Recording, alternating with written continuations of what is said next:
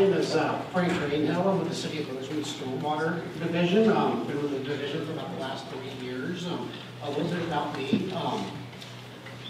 In conflict with your agenda, I am not Kyle Narins. Kyle is not making today, so I'm doing this presentation for him. But Kyle and I have been working with the City of Bozeman Stormwater Division to develop and implement the division for about the past 3 years now.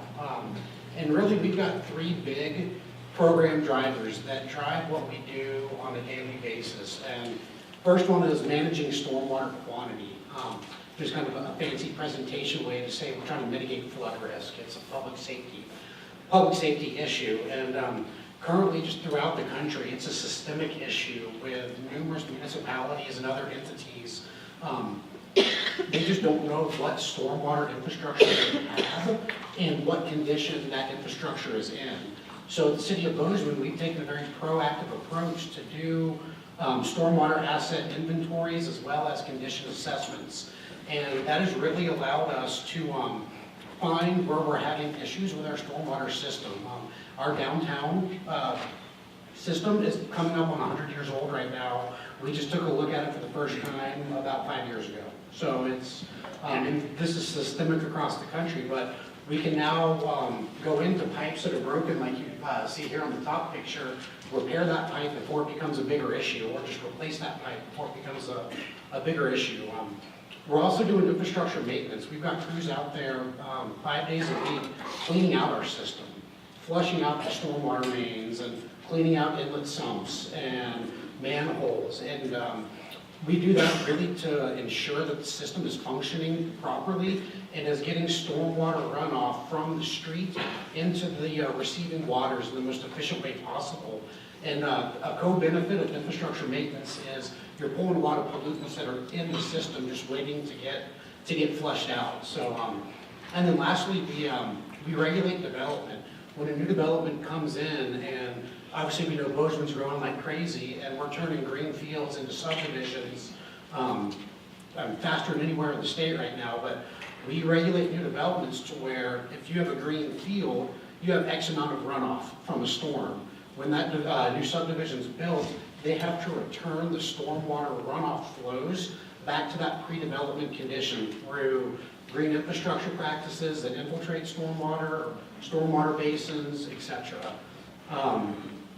The next big program driver, and the one that I'm real proud of, is improving the quality of our stormwater runoff. And I think we need to define what stormwater actually is to see why improving our stormwater runoff quality is important. And all stormwater runoff is rainfall or snowmelt running over an impervious surface. And as it's running across that surface, it's picking up numerous pollutants, be it sediment, oils and greases from your vehicles, dog waste, fertilizer that wasn't swept back onto a lawn.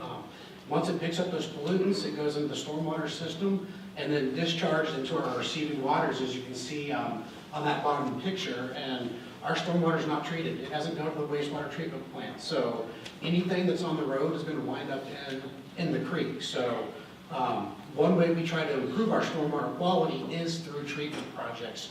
Right now, we're really targeting sediment. We're doing inline treatment systems towards the end of pipe to try and remove as much sediment in that stormwater before discharging into our local waterways. And we also have quite a few administrative programs to help improve runoff quality, such as construction site regulations, as well as responding to pollution events, and then improving good housekeeping practices. How can we get cleaner with our city operation practices, be it parks maintenance or responding to water main breaks, etc. And lastly, a huge driver is we need to comply with regulations. Stormwater discharges are a point source discharge and are regulated by Montana DEQ under the Clean Water Act. So those are the 3 things that really drive our program. And one of the tools we have in our toolbox that can help us, work with all 3 of the quantity driver, the quality driver, as well as comply with regulations is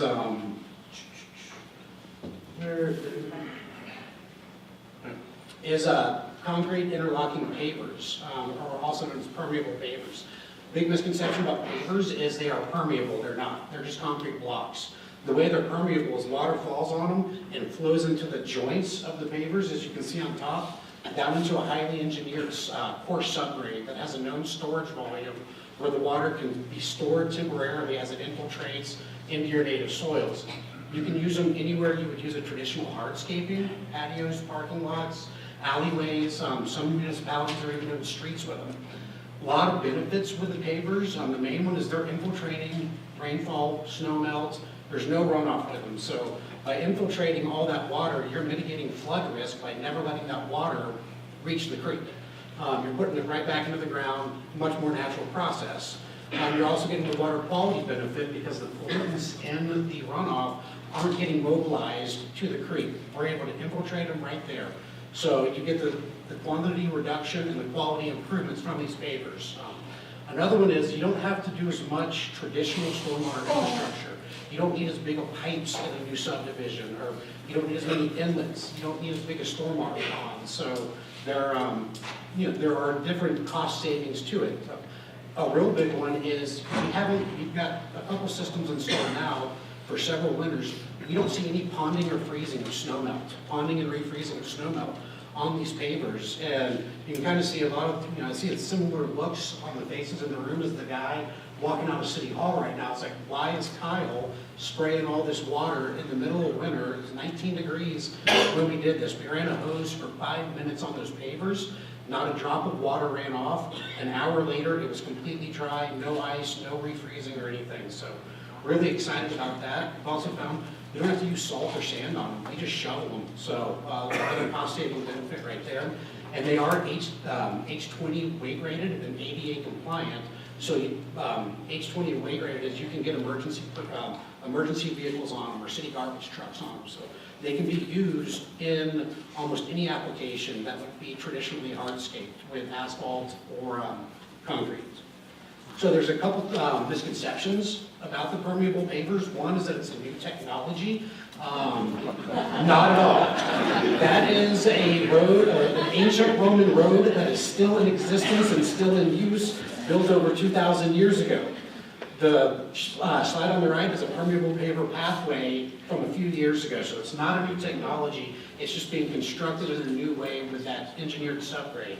Another misconception is they're expensive. The installation cost is a little bit more expensive, but there's a cost savings benefit because of you don't need the additional infrastructure such as pipes and inlets. So look, doing a cost benefit analysis early in your planning is really big. Another is that they're hard to maintain. They're just different to maintain. Again, we just shovel ours. We don't have to do the salt and the sand. And about once a year or once every other year, we just run a heavy-duty vacuum over them to suck out any accumulated debris from in between the joints. Another one is that they're limited in cold weather applications. That's a very common misconception in Montana. Again, it's unfounded. The research shows 99% infiltration rates in sub-freezing weather. Down here on the bottom, we've got a cafe in Bozeman on Main Street that has permeable pavers. And you can see where there's no ponding or refreezing on that sidewalk, the paver sidewalk. But at the bottom of the picture, that's your traditional sidewalk with the ponding and refreezing. So what's working better in the cold weather? I'm saying it's the pavers versus the concrete. There are a few barriers that we're trying to break down just because this is new to Montana, even though it's a 2,500-year-old technology. We're trying to lead by example. We just got speed limits. We're trying to lead by example with the city of Bozeman. We've got great support from our commissioners all the way down. We're grateful for that. So we're putting in we did our demonstration project at City Hall. Trying to find champions, trying to find developers that are really putting their money where their mouth is, saying they want to develop it in a green, sustainable way. And we were lucky that Lester actually came to us, and we were able to secure grant funding for them to do their project. Another real benefit of the pavers is they're aesthetically pleasing. The Western went from an ugly sidewalk, now they have a paver sidewalk and a paver patio that they put additional tables on. So now they're getting 20 more people a day into the restaurant. So really good there. Provide education and resources. That's just what we're doing right now, talking to people about them, let them know about the misconceptions. And really one of the things I like to say is that we're trying to inspire curiosity through guided self-discovery. This is just one tool in a toolbox to infiltrate. So, and lastly, we're trying to incentivize people. And that's where we're kicking around the idea of creating a grant funding program at the city to where a development could come to us and say, hey, we're thinking about using this technology. It's a little bit more expensive than traditional, but providing some funding to help offset those costs, be it for pavers or any other sort of green infrastructure. So just looking forward, 3 years ago, we didn't have a single project in Bozeman that had permeable pavers. We've got 6 in the ground now and another 5 under review. So if you guys are ever in the Bozeman area, just want to come talk to us. Love to meet you over at City Hall, show you our paver project, and then as well we did that in collaboration with our Water Conservation Division to install drought-tolerant native landscaping and high-efficient irrigation systems around it too. So, and then like I said, we're starting to see some large-scale projects that we could show you on down here at the bottom. So yeah, appreciate it. If you guys have any questions, just I guess wait for the open forum, and yeah, we'd love to see you in Bozeman and come hang out at City Hall with us. It's a great spot. Thank you.